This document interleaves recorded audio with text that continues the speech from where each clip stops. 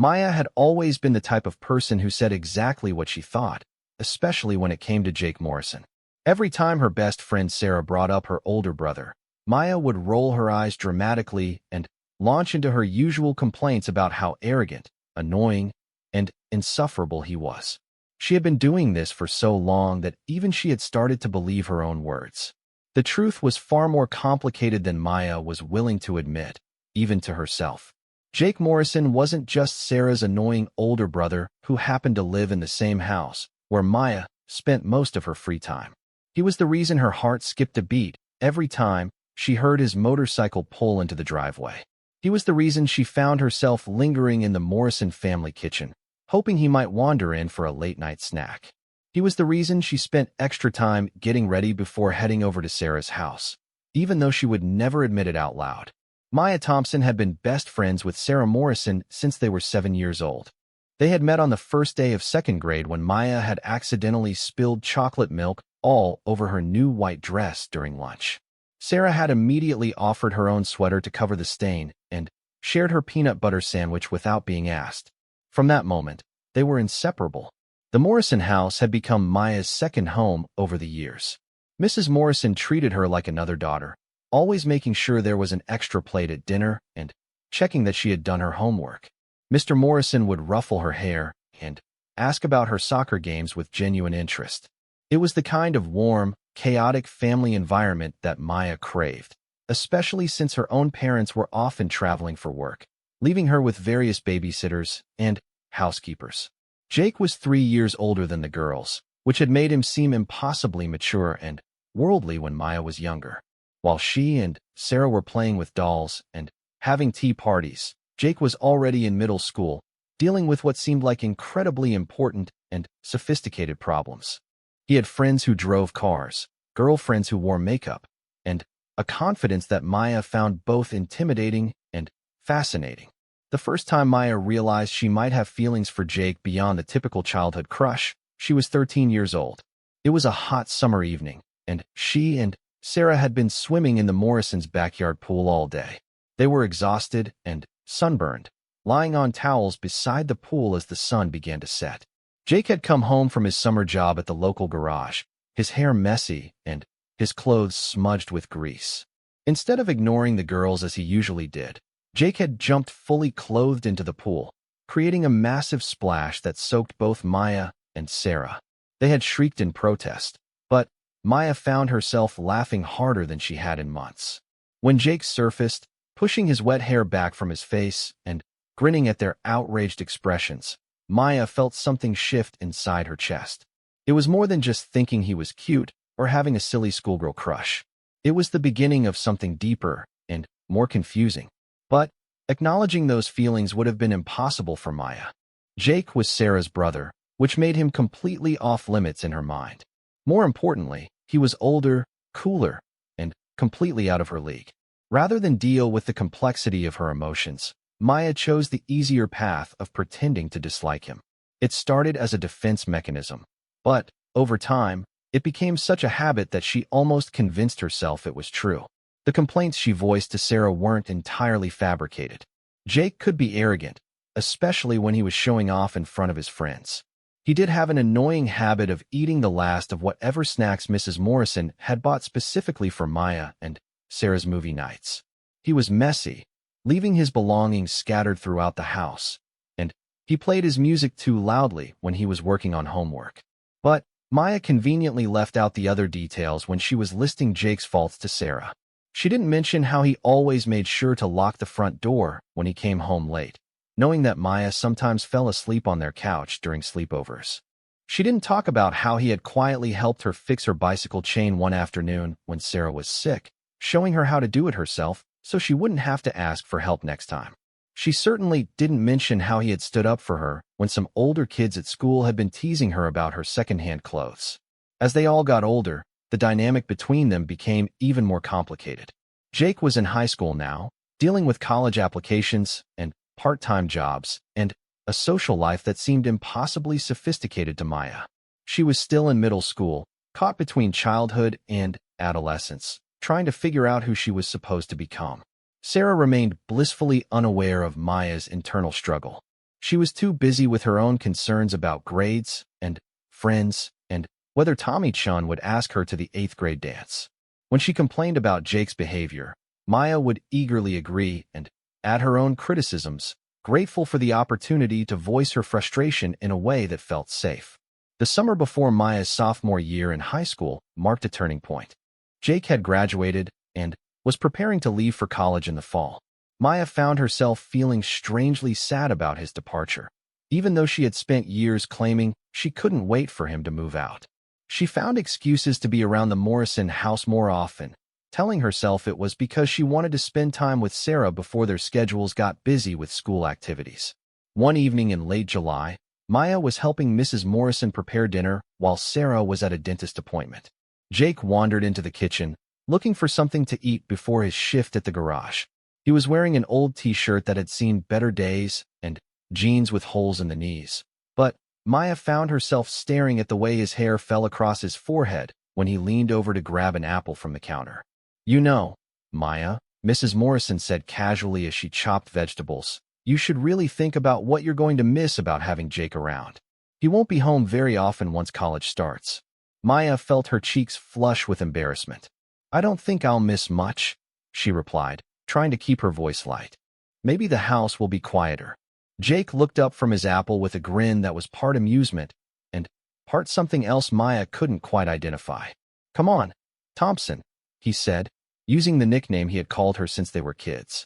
"You'll miss having someone around to blame when things go wrong." There was something in his tone that made Maya look at him more carefully. For a moment, she wondered if he had figured out her secret, if he could see through the act she had been putting on for years. The possibility terrified and thrilled her in equal measure.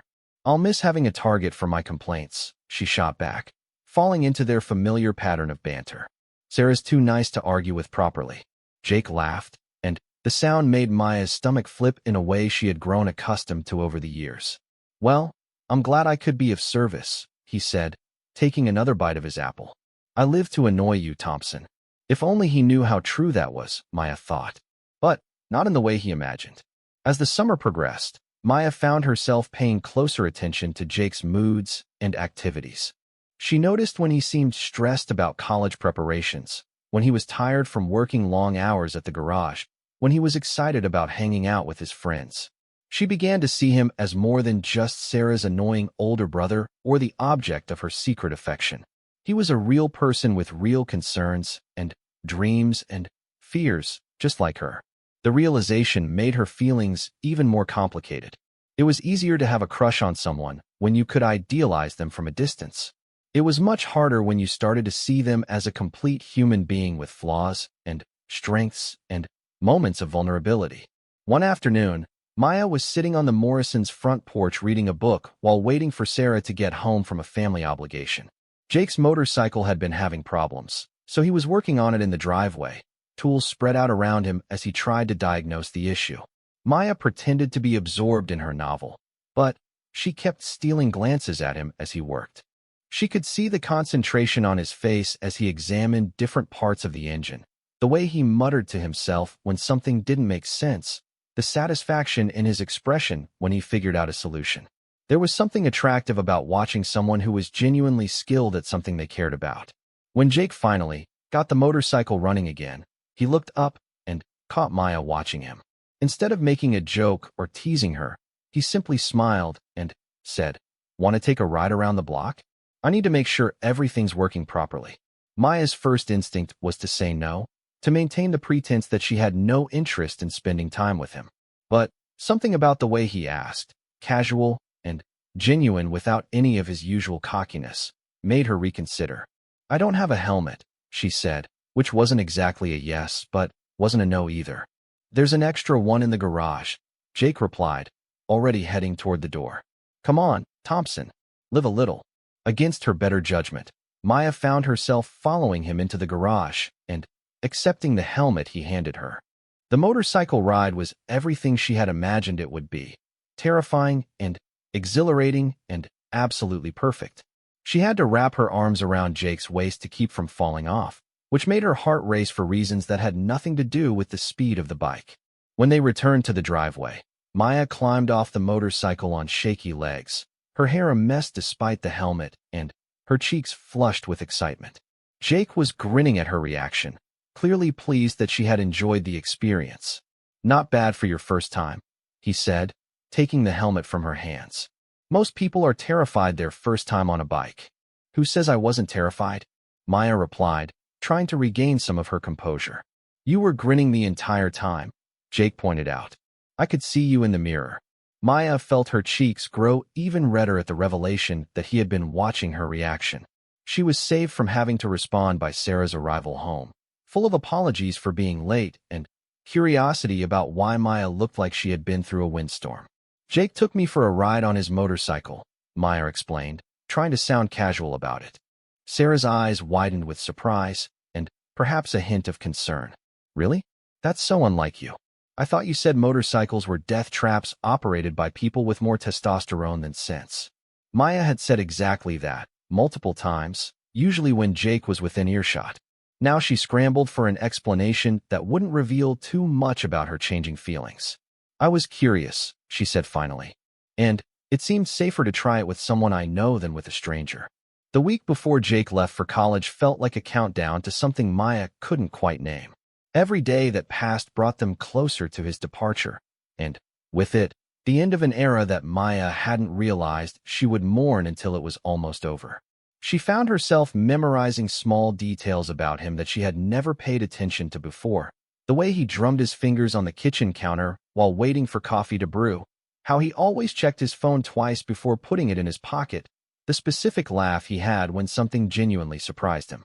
Sarah was dealing with her own complicated feelings about her brother's departure. Despite their typical sibling rivalry, she had grown accustomed to having Jake around as a constant presence in her life. The house would feel different without his music playing late at night, his friends dropping by at random hours, and his motorcycle rumbling in the driveway. She confided in Maya that she was worried about how her parents would adjust to having their first child leave home. "Mom's been crying over everything lately," Sarah told Maya one afternoon as they painted their nails in her bedroom. "Yesterday she teared up because Jake finished the last of the cereal. Dad keeps finding excuses to work on projects with him, like he's trying to cram in all the father-son bonding they missed over the years." Maya nodded sympathetically, though her attention was divided between Sarah's words and the sound of Jake's voice drifting up from the backyard where he was talking to their neighbor about borrowing a truck for move-in day. She had become an expert at tracking his movements throughout the house, always aware of where he was and what he was doing, even when she was supposedly focused on other things. "Have you thought about what it's going to be like when he's gone?" Maya asked, trying to sound casual. "Quieter," Sarah replied immediately. "Definitely quieter. And probably cleaner, since he won't be leaving his stuff everywhere. But also kind of empty, you know? Like something will be missing." Maya knew exactly what Sarah meant, though she suspected her own sense of loss would be more profound than her friend could imagine. Jake's absence would leave a hole in her daily routine that she wasn't sure how to fill. No more hoping to catch glimpses of him in the hallway. No more elaborate schemes to end up in the kitchen when he was making late-night snacks. No more stolen moments of conversation that felt charged with something unspoken. The Morrison family decided to throw a going-away party for Jake this Saturday before he left. It was meant to be a small gathering of close family and friends, but, as word spread, the guest list grew to include most of Jake's graduating class and several family friends who had watched him grow up. Maya found herself helping Mrs. Morrison with party preparations, grateful for the excuse to be involved in Jake's send-off without seeming too eager. "You're such a sweet girl, Maya," Mrs. Morrison said as they hung streamers in the backyard. "I don't know what we would have done without your help today. Sarah's been too emotional to focus on anything, and Jake keeps disappearing whenever there's work to be done." Maya smiled at the compliment, though part of her wondered what Mrs. Morrison would think if she knew the real reason Maya was so invested in making Jake's party perfect. She wanted him to have good memories of home when he was far away at college. She wanted to be part of those memories, even if only in a small way. As the afternoon progressed and guests began to arrive, Maya found herself watching Jake navigate the social dynamics of the party with the same quiet intensity she had been observing him with all summer. He was in his element, moving easily between groups of friends, charming the adults with his polite conversation, and graciously accepting congratulations and advice about college life. Maya positioned herself strategically throughout the party, always close enough to observe, but never so close as to draw attention to herself. She watched him laugh with his friends about shared memories from high school, listened to him reassure Mrs. Morrison that he would call home regularly, and observed the way he automatically included Sarah in conversations when she seemed left out. There was a moment, late in the afternoon, when Maya found herself alone in the kitchen refilling a bowl of chips.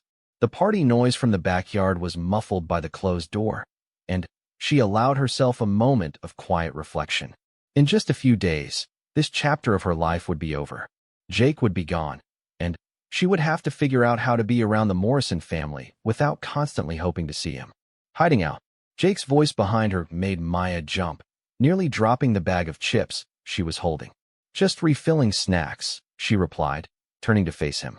He was leaning against the doorframe, his hair slightly messed from the humid afternoon and his t-shirt sticking to his skin. Maya tried not to stare. "You've been working harder than anyone today," Jake said, stepping into the kitchen and letting the door swing shut behind him. "Mom's basically adopted you as party planning staff."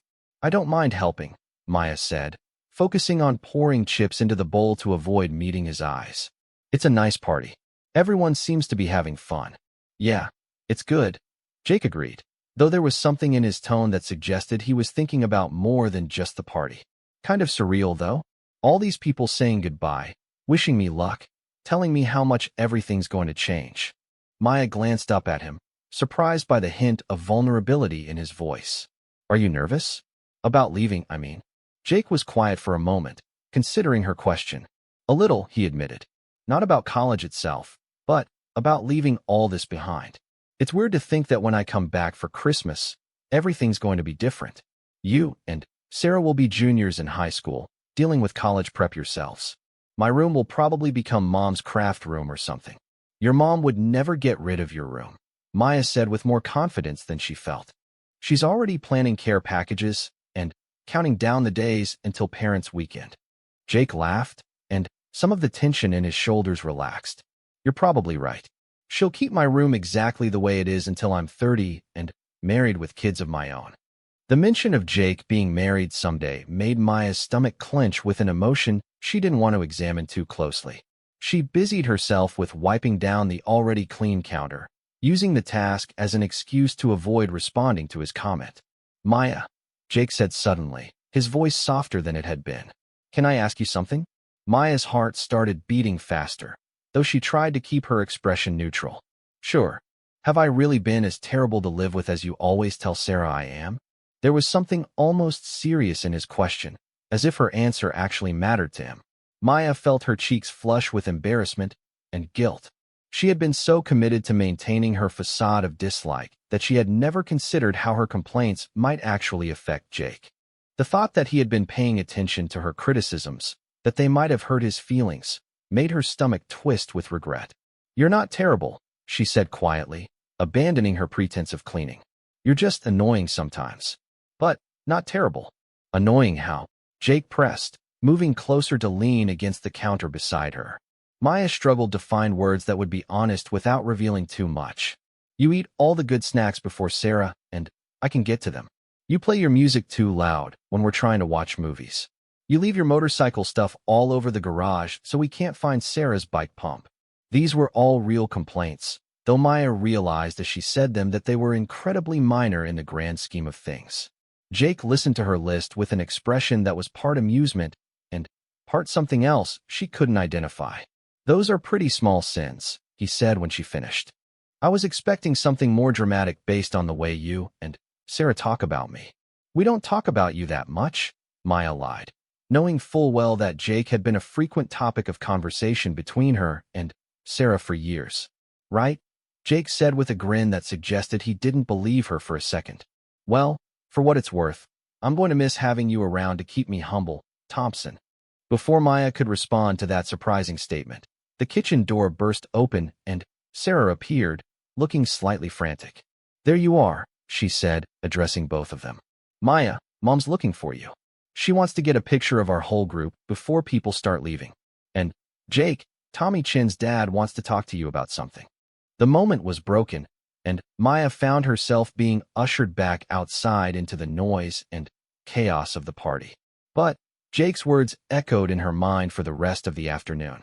He was going to miss having her around. The statement could mean nothing, just casual politeness from someone saying goodbye to a longtime family friend. Or it could mean something more significant, something that Maya didn't dare hope for. As the party wound down and guests began to leave, Maya found herself reluctant to go home. Once she left the Morrison house that evening, the countdown to Jake's departure would accelerate, and she wasn't ready for that. She helped clean up, stacking chairs, and collecting empty plates, stretching out the tasks to buy herself more time. Finally, when there was no more cleaning to be done, and even the Morrison family was showing signs of exhaustion, Maya knew she had to leave. She said goodbye to Mr. and Mrs. Morrison, hugged Sarah, and then found herself standing in front of Jake in the front hallway. "Thanks for all your help today," he said, and there was something in his expression that made Maya think he was talking about more than just party cleanup. "It was fun," Maya replied, which was true despite her complicated feelings about the occasion. "I'll see you before I leave," Jake said, and it sounded like a promise. Maya nodded, not trusting herself to speak. The first few weeks of Jake's absence were harder than Maya had expected. She found herself automatically looking for his motorcycle in the Morrison driveway every time she visited Sarah, only to remember with a small pang of disappointment that it wouldn't be there anymore. The house felt different without his presence. Quieter, certainly, but also somehow smaller, as if his energy had been taking up space that was now just empty. Sarah was struggling with the adjustment too, though she expressed it differently than Maya did. Where Maya kept her feelings carefully hidden, Sarah was openly sad about her brother's departure. She missed their arguments about bathroom time and television channels, missed having someone to complain about to her parents, missed the background noise of his music and his friends' conversations that had been the soundtrack of their family life. "It's so weird," Sarah confided to Maya one afternoon as they sat in her bedroom, supposedly working on homework, but mostly just talking. "I spent so much time wishing he would leave me alone, and now that he's gone, I actually miss him bothering me. Does that make sense?" Maya understood perfectly, though she couldn't explain why without revealing too much about her own feelings. "Siblings are complicated," she said instead. "You don't realize how much they're part of your normal routine until they're not there anymore. Have you noticed that my parents are acting strange too?" Sarah continued. "Mom keeps making too much food for dinner, like she forgets there's one less person here. And Dad keeps starting to say something about asking Jake to help with yard work, then remembering he's not here." Maya had noticed these things during her frequent visits to the Morrison house. She had also noticed that Jake's bedroom door stayed closed now, as if the family was preserving his space exactly as he had left it.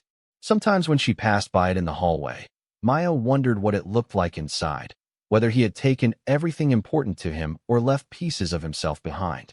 School started a few weeks after Jake left, bringing with it the familiar rhythms of junior year, harder classes, college prep anxiety, and the social dynamics of teenagers who were starting to think seriously about their futures.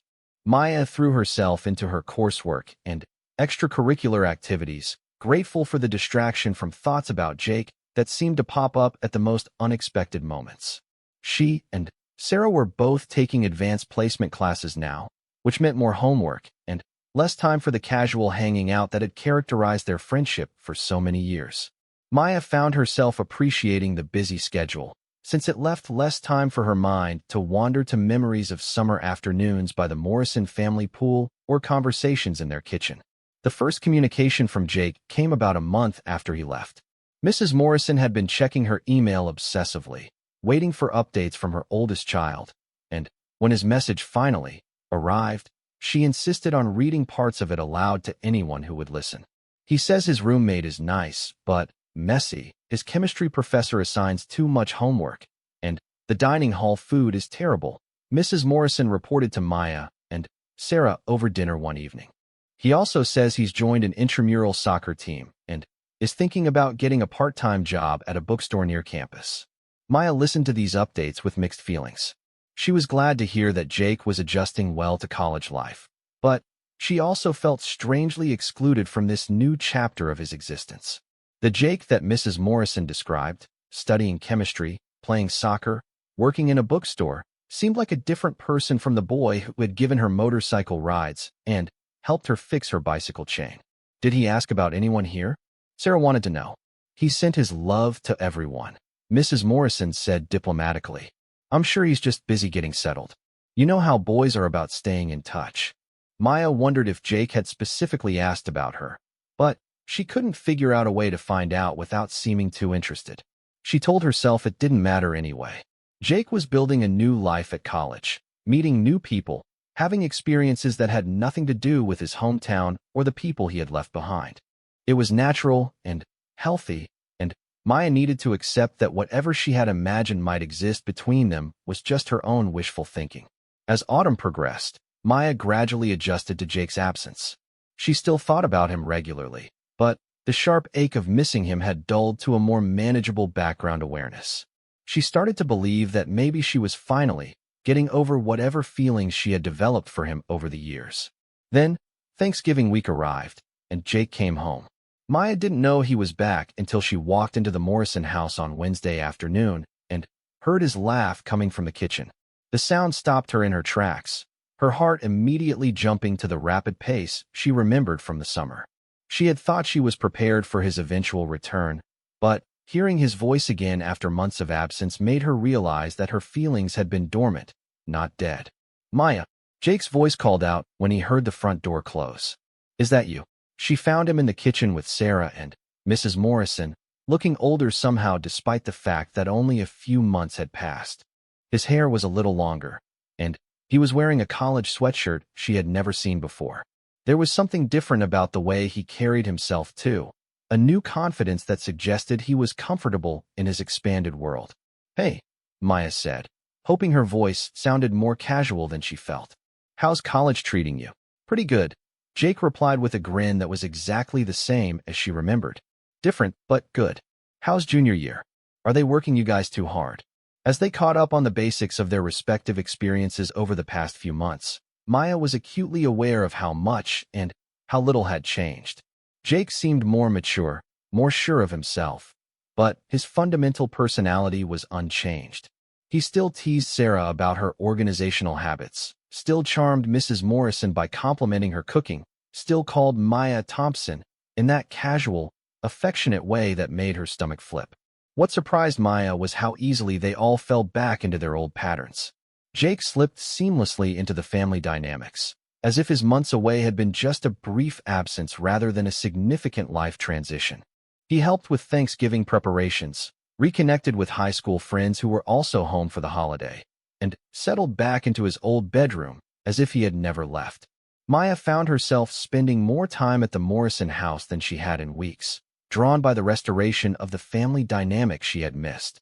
She told herself she was just enjoying the return to familiar rhythms, but she knew the truth was more complicated. Having Jake back, even temporarily, made her realize how much his absence had affected her daily life. The Wednesday before Thanksgiving, Sarah convinced Maya to stay for dinner, insisting that it would be like old times with Jake home. Maya agreed, partly because she genuinely enjoyed Morrison family dinners, and partly because she wasn't ready to leave Jake's presence after just one afternoon of seeing him again. Dinner conversations centered around Jake's college experiences and stories from his first semester away from home. He talked about his classes, his roommates' strange habits, the culture shock of living in a dorm with hundreds of other students. Maya listened with genuine interest, but also with the slightly painful awareness that she was hearing about a world she couldn't be part of. What about you, Maya? Jake asked suddenly, turning his attention to her. Sarah tells me you're taking all AP classes this year, planning to get out of this town as soon as possible. The question caught Maya off guard, partly because Jake rarely addressed her directly during family conversations, and partly because it touched on anxieties she had been trying not to think about. College was still more than a year away for her, but she was already feeling pressure to figure out what she wanted to do with her life. I don't know yet, Maya said honestly. I'm keeping my options open. Smart approach, Jake said approvingly. I thought I had everything figured out when I was your age, but college has a way of showing you how much you don't know about yourself. There was something in the way he said it that made Maya look at him more carefully. She wondered what he had discovered about himself during his months away, what assumptions about his future had been challenged or confirmed. After dinner, Maya helped clear the table while Jake and Mr. Morrison discussed plans for Friday's football game. The domestic routine felt so familiar and comfortable that Maya almost forgot this was a temporary reunion rather than a return to the way things used to be. "I should probably get going," Maya said when the dishes were done, though she was reluctant to end the evening. "I'll walk you home," Jake offered casually. "I need some air anyway." Maya's heart jumped at the suggestion, but she tried to keep her expression neutral. "You don't have to do that. It's only a few blocks." "I know," Jake said, already reaching for his jacket. "But it's dark, and Mom will guilt-trip me forever if something happens to you on my watch." The walk to Maya's house was both wonderful and torturous. They strolled slowly through the quiet neighborhood streets, talking about everything and nothing: school, books they had been reading, changes in their hometown since Jake had been gone. Maya was hyper-aware of his presence beside her, the way their steps naturally synchronized, the occasional brush of his arm against hers when they moved to avoid a crack in the sidewalk. "It's nice being home," Jake said as they turned onto Maya's street. "College is great, but there's something to be said for familiar places and people who've known you forever." "Do you miss it when you're away?" Maya asked. "Being here, I mean." "More than I expected to," Jake admitted. "I miss the weirdest things, like the way the coffee shop downtown makes their hot chocolate, and the sound of Mrs. Peterson's dog barking every morning at 6. I even miss Sarah's terrible singing in the shower." Maya laughed at that, remembering how Sarah's off-key renditions of pop songs had been a constant soundtrack of their sleepovers. "She hasn't gotten any better while you've been gone." "I figured as much," Jake said with a grin. "Some things never change."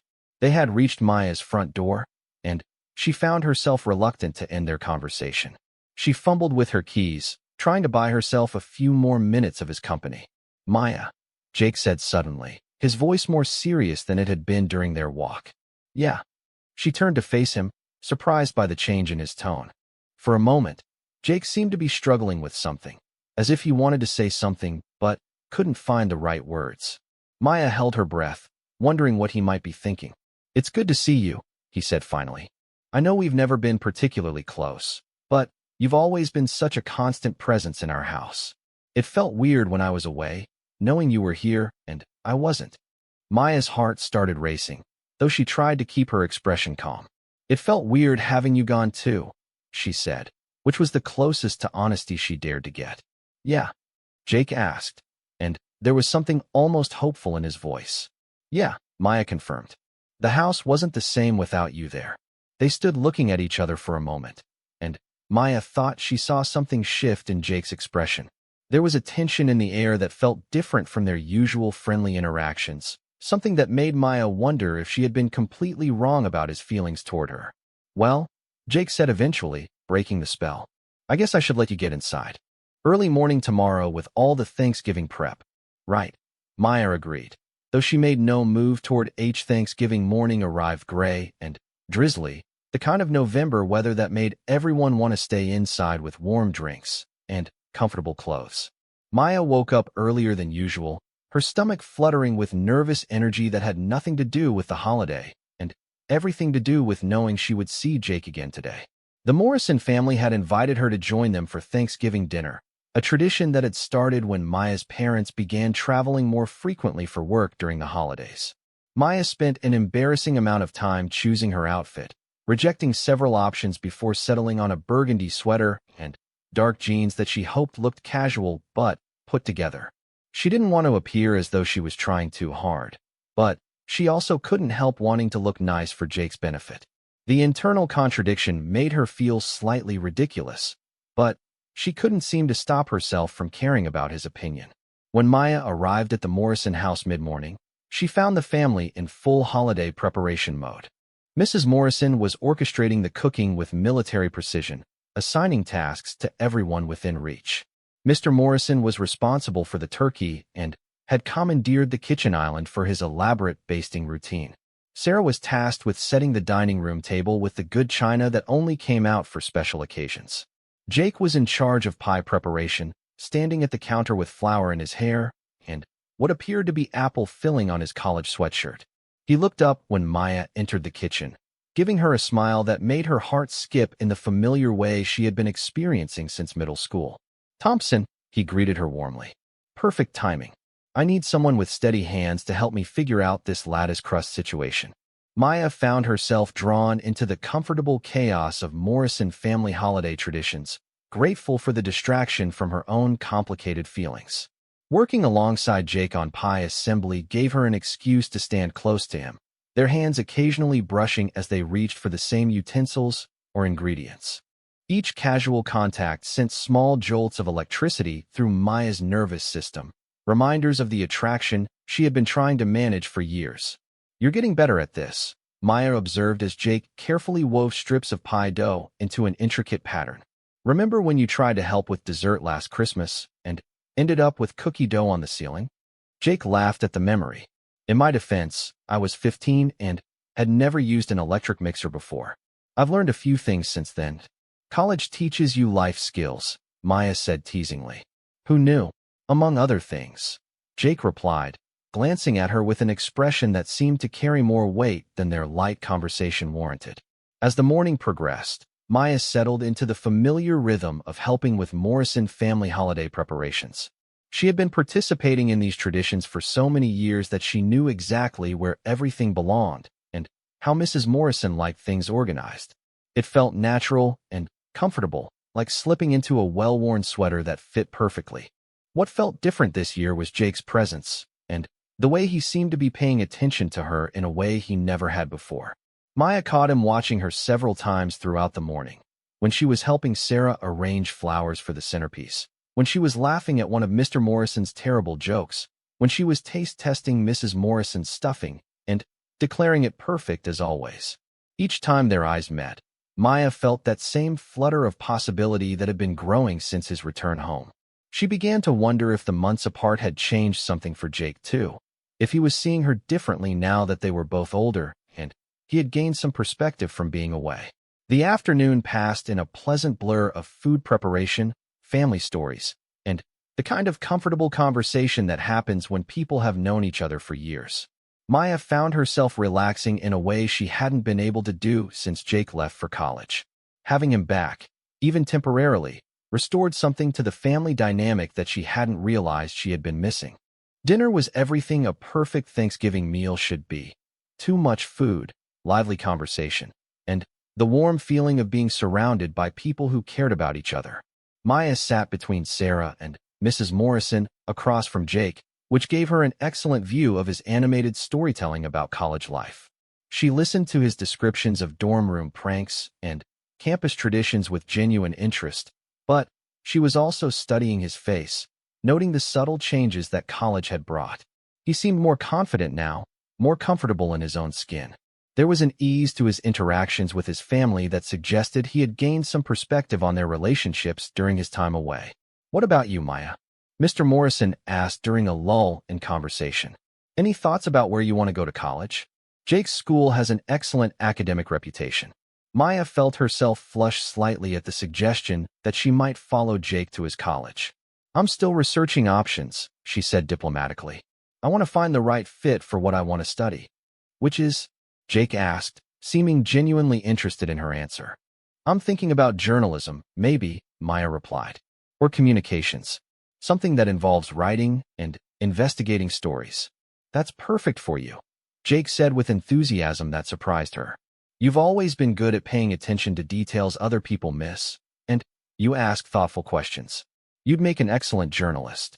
Maya stared at him in surprise. She had no idea Jake had paid enough attention to her personality to form opinions about her career potential. The fact that he had not only noticed these qualities, but thought positively about them made warmth spread through her chest. "Thank you," she said, hoping her voice sounded steadier than she felt. "That means a lot." After dinner, the family tradition was to take a walk through the neighborhood to make room for pie, as Mr. Morrison always put it. Maya had been part of this ritual for years, but this time Jake fell into step beside her as they strolled through the quiet streets lined with houses glowing warmly from within. "Seriously, though," Jake said, continuing their earlier conversation about college plans, Have you thought about what you want in a school? Size, location, that kind of thing. Honestly, I'm still figuring it all out, Maya admitted. There's so much pressure to have your whole life planned out by senior year. Sometimes I feel like everyone else knows exactly what they want, and I'm just making it up as I go along. That's totally normal, Jake assured her. I thought I had everything figured out when I graduated high school, but college has shown me how many things I didn't even know existed. It's okay not to have all the answers yet. They had fallen slightly behind the rest of the family, walking more slowly as their conversation grew more personal. Maya appreciated Jake's perspective on college planning, but she was also intensely aware of how different this conversation felt from their usual casual interactions. Can I ask you something? Maya said impulsively. Of course. Do you ever miss being younger? When everything seemed simpler and you didn't have to worry about making all these big decisions about your future. Jake was quiet for a moment, considering her question. Sometimes, he said finally. There's something appealing about the way everything felt so certain when we were kids. But I think I like having more control over my choices now, even if it comes with more responsibility. Even if some of the choices are really hard to make. Maya pressed. Especially then, Jake said. The easy choices don't usually matter as much as the hard ones. Maya wondered if he was talking about more than just college and career decisions, but she didn't have the courage to ask for clarification. They walked in comfortable silence for a few minutes, enjoying the crisp air and the quiet of their neighborhood on Thanksgiving evening.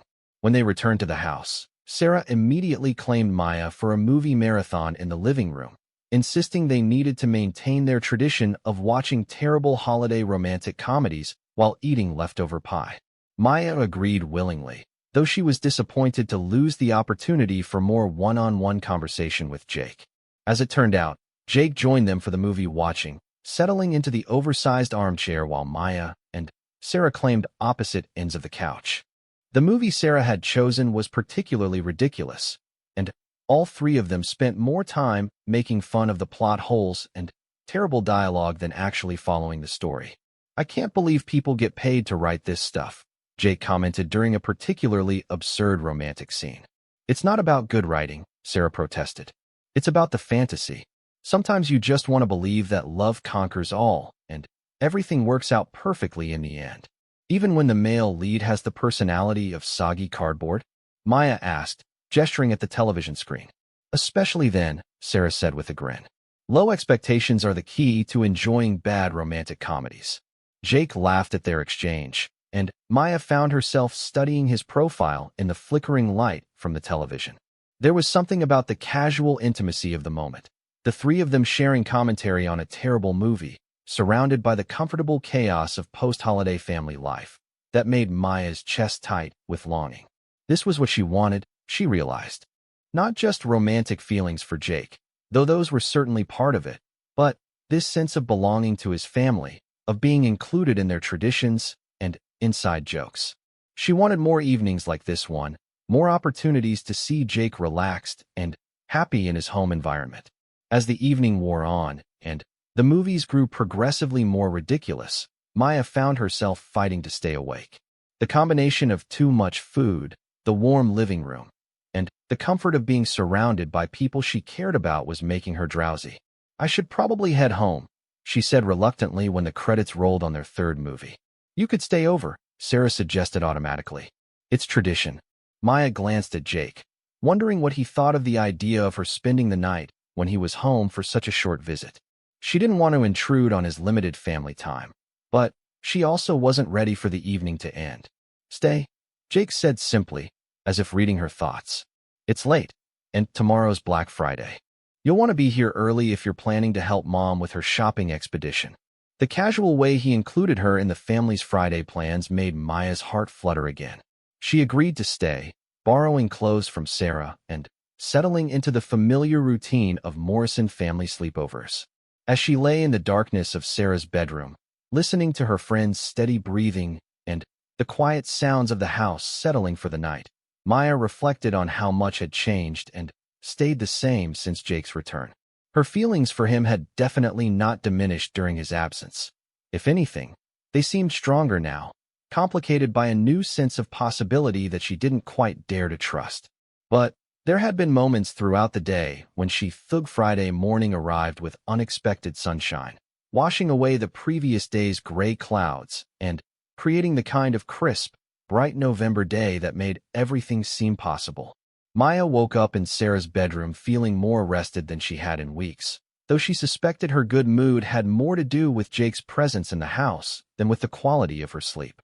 Sarah was already awake and planning their Black Friday strategy with the military precision she applied to all her organizational projects.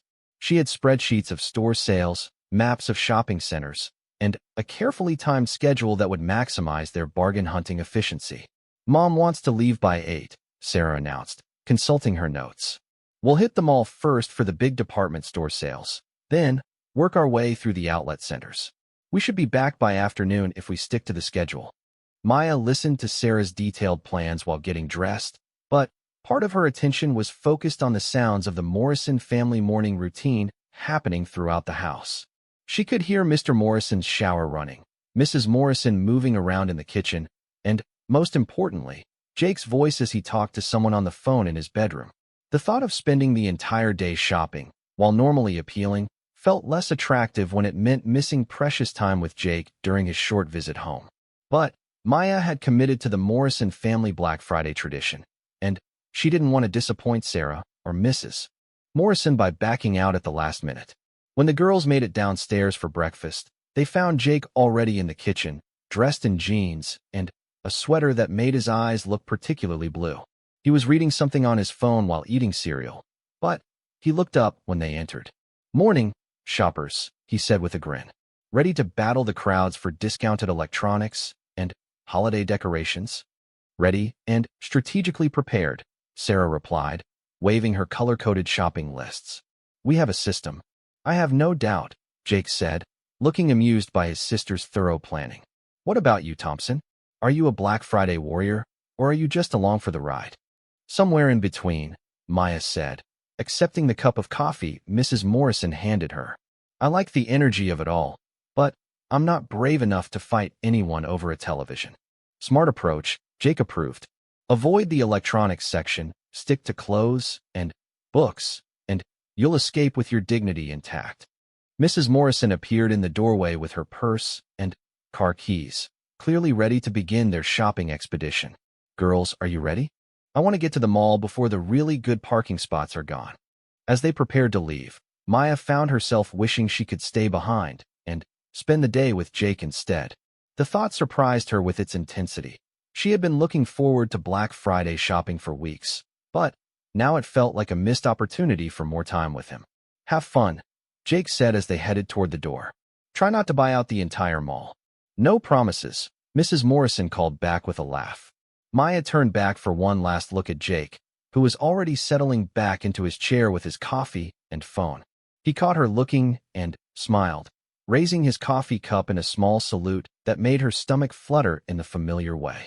The shopping expedition was everything Maya had expected: crowded stores, long lines, and the slightly manic energy of people hunting for bargains.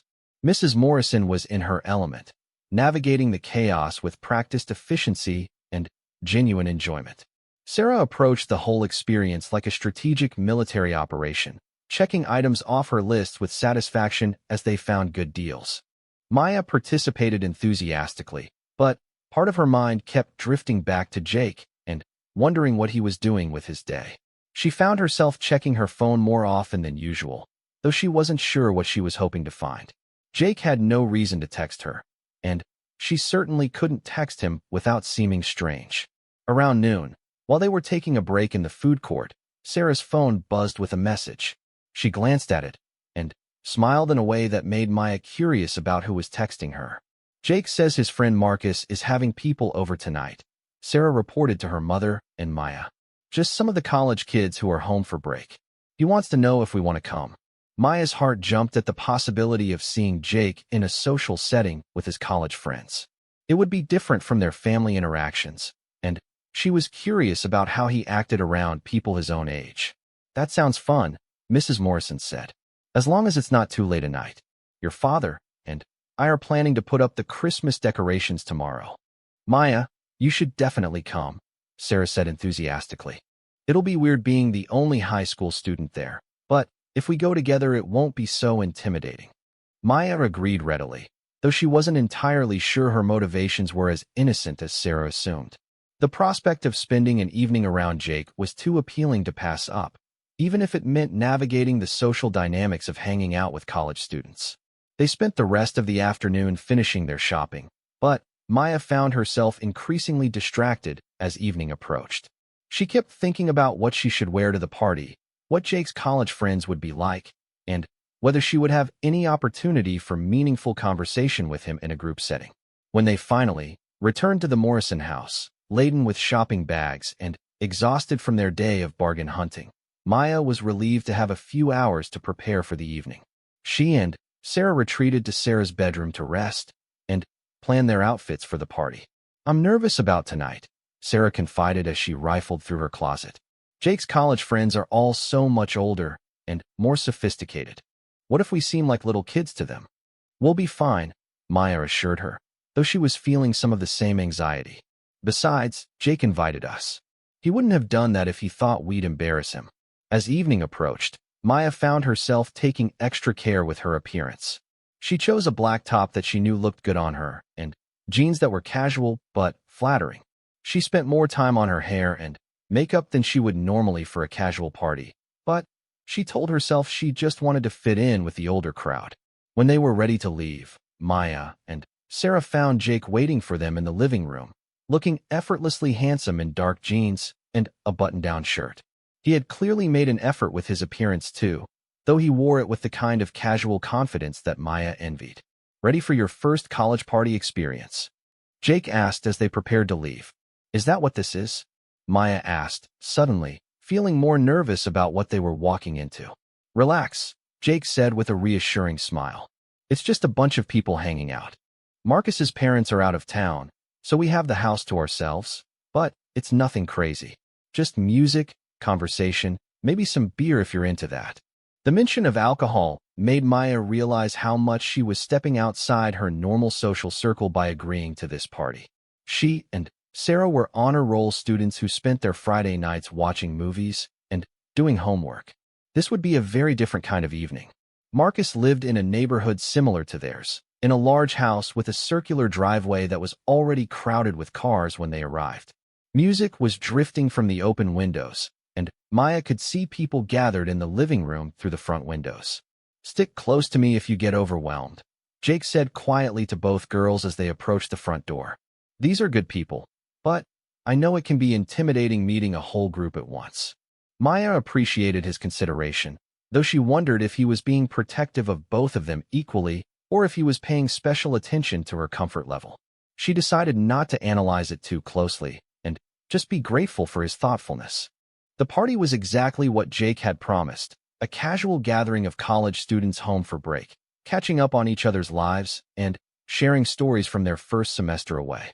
The atmosphere was relaxed and friendly, and Maya found herself enjoying the conversations more than she had expected. Jake made a point of introducing her and Sarah to everyone, providing just enough background information to help them feel included in the conversations. Maya noticed that he described her as Sarah's best friend who's basically part of our family, which made her feel both welcomed and slightly disappointed that he hadn't found a more personal way to introduce her. As the evening progressed, Maya found herself gravitating toward a group that was discussing books and movies, topics she felt confident contributing to. She was relieved to discover that college students weren't as intimidatingly sophisticated as she had imagined.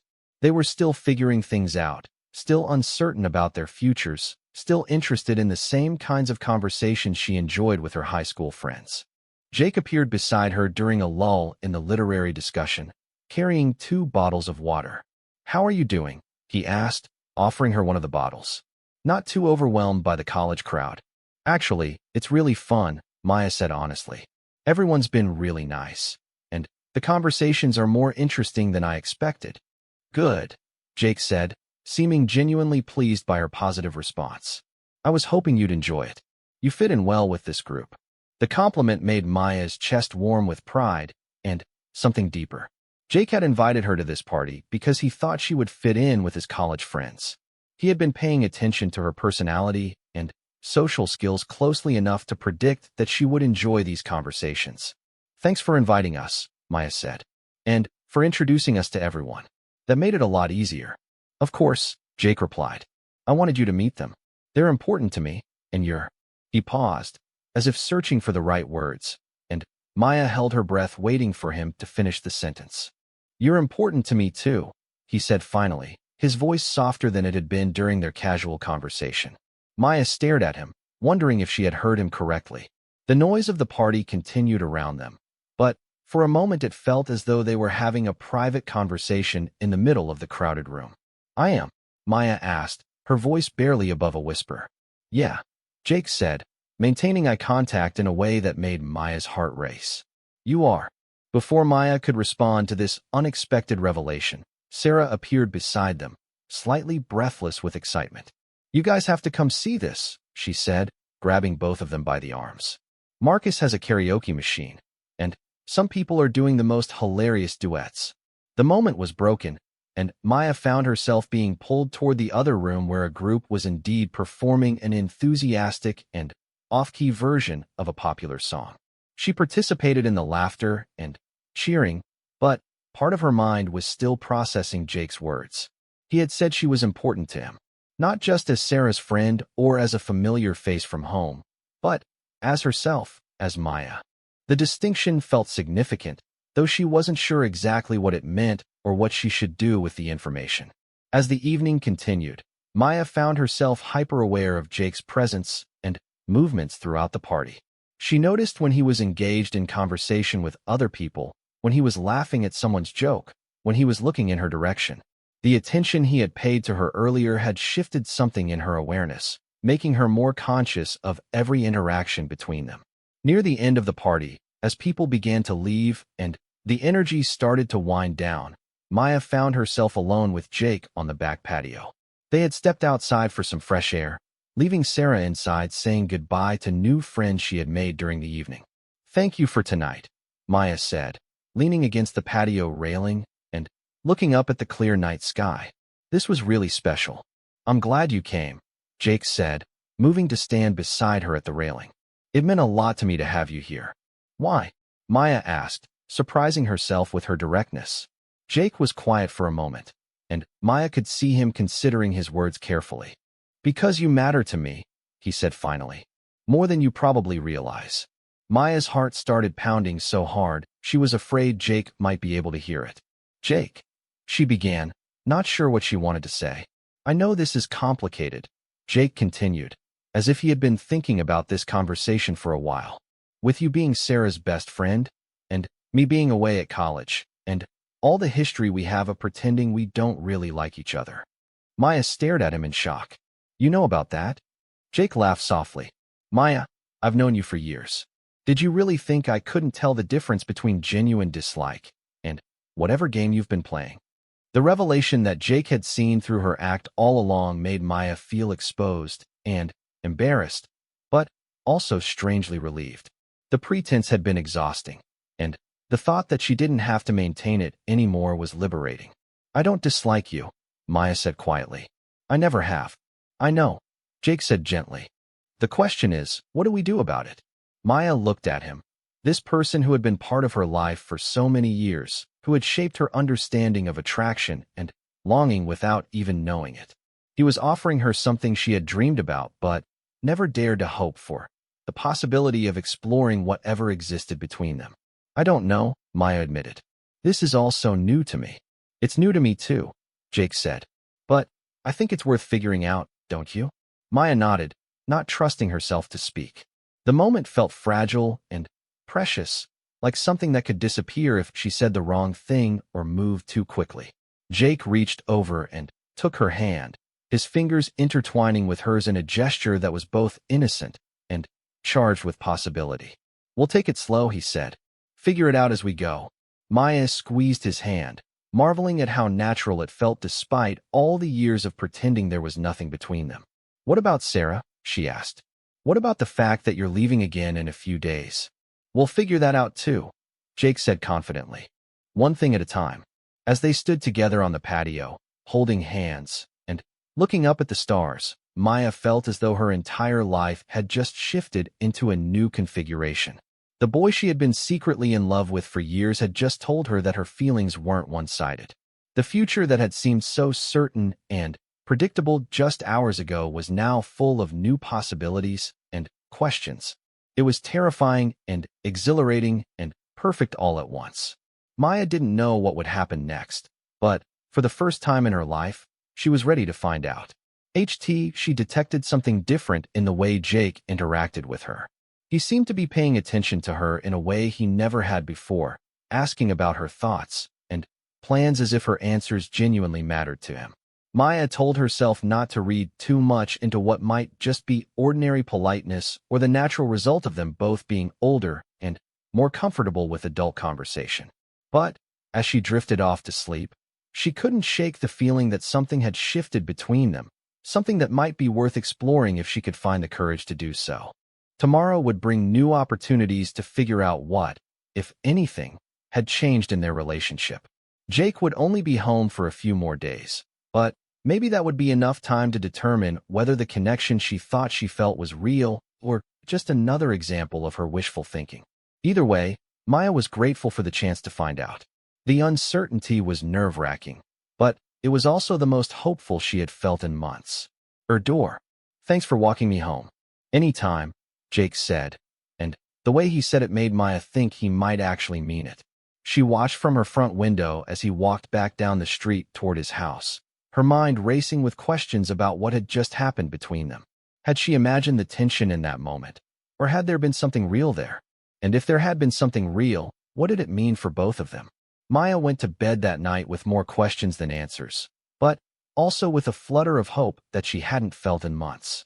Jake was home, even if only temporarily, and for the first time since she had known him, she thought there might be a possibility that her feelings weren't entirely one-sided. The next few days would be telling.